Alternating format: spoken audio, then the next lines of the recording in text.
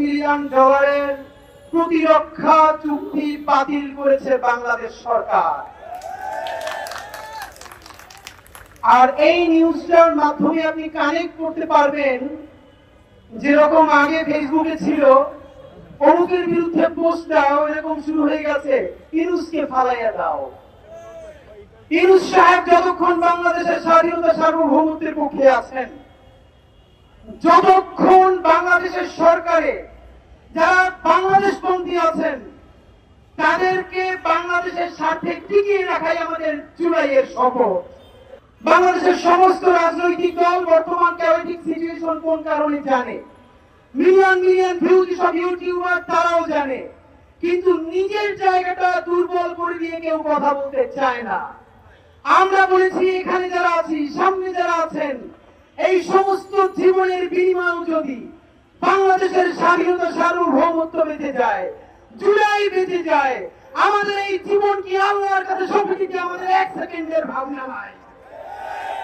কিন্তু আমরা আজকে স্পষ্ট জানাই, মাননীয় সেনাপ্রধান, ইনাফ ইজ ইনাফ।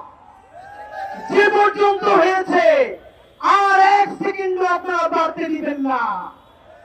বাংলাদেশের জুলাই বেঁচে থাকতে আর একটা ১-১১ হতে দেওয়া হবে না। বিএনপিকে বলতে চাই, বিএনপি বাংলাদেশের মুখপাত্রই থাকতে হবে, সেনাবাহিনীর মুখপাত্র হওয়া চলবে না।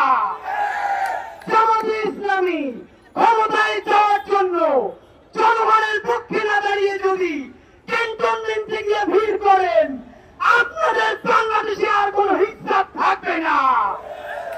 জুলাইয়ে আমার যে সমস্ত ভাইয়েরা, তোমাদের সারা শরীরে এখনো সেই রক্তের দাগ, তোমরা জনতার পক্ষে দাঁড়িয়ে তোমরা আহত হয়েছো।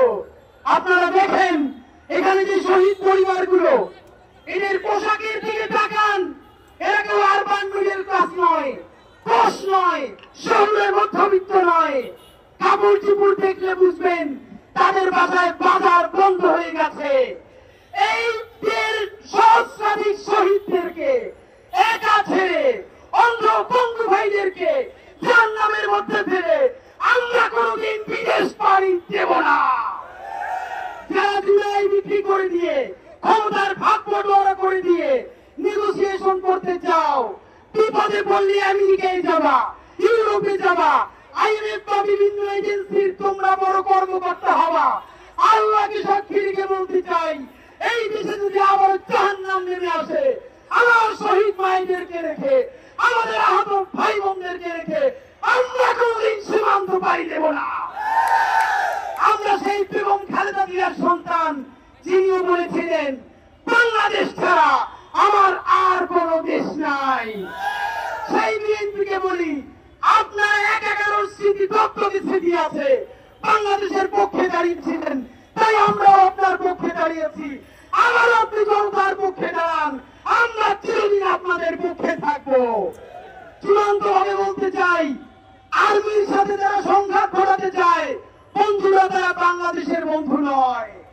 এই আর্মি যেরকম ক্ষতি করেছে, আর্মির বন্ধুরাই কিন্তু আমাদের পাশে দাঁড়িয়েছে। আমরা বলতে চাই, তওবা কমিশন গঠন করো। যেই সব আর্মি অফিসার গুম করেছে, খুন করেছে, হত্যা করেছে, হাসিনাকে পালাতে দিয়েছে, ৬২৬ জনকে ক্যান্টনমেন্ট থেকে পাড়ি দিয়েছে, তাদেরকে বিচার করো। কিন্তু যে আর্মির সৈনিক, আমাদের অফিসাররা বাংলাদেশের জন্য দাঁড়িয়েছে, তাদেরকে সব বাংলাদেশ সেলিব্রেট করবে ইনশাআল্লাহ।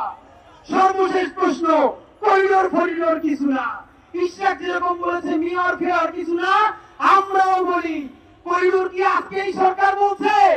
বাংলাদেশ সরকার খুনি হাসিনা ভারতকে একের পর এক করিডোর দিয়েছিল, তখন সেনাবাহিনীর এই অবস্থান কোথায় ছিল?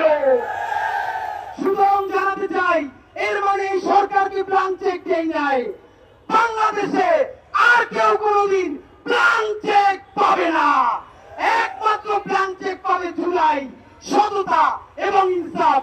যতক্ষণ না পর্যন্ত জুলাই ঘোষণাপত্র আসবে, যতক্ষণ না পর্যন্ত গণহত্যার বিচার হবে, ততক্ষণ পর্যন্ত জুলাই চলছে, জুলাই চলবে। বাংলাদেশ জিন্দাবাদ, ইনকিলাব জিন্দাবাদ। Follow us on Facebook. Subscribe our YouTube channel. Get the latest update on www.daily-sun.com.